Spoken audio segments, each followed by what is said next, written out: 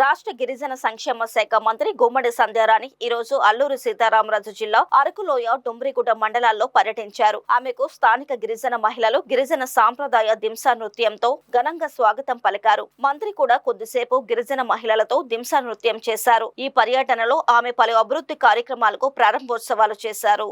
మంత్రి పర్యటనలో ముందుగా అరకులోయలో నూతనంగా నిర్మించిన ప్రభుత్వ డిగ్రీ కళాశాల భవన సముదాయాన్ని ప్రారంభించారు. అనంతరం డుమ్రిగుడ్డ మండలం కించుమండ సంతబైల వద్ద 4.8 కోట్ల రూపాయల ఖర్చుతో నిర్మించిన సంపంగిగడ్డ వంతెనను ప్రారంభించారు. ఈ బ్రిడ్జి నిర్మాణ పనులను కేవలం 15 నెలల్లోనే పూర్తి చేసి 17 గ్రామాల ప్రజలకు అందుబాటులోకి తెచ్చిన ఇంజనీరింగ్ అధికారులను మంత్రి అభినందించారు. దీని ద్వారా కించుమండ గ్రామంతో పాటు మరో 16 గ్రామాలకు చెందిన సుమారు 3,500 మంది జనాభాకు రహదారి కష్టాలు తీరనున్నాయి. ఈ కార్యక్రమంలో జిల్లా collector Dinesh Kumar, JC Shauryaman Patel, TDP నియోజకవర్గ incharge Vizianagaram APSRTC regional chairman CRE Donnudora తదితరులు పాల్గొన్నారు.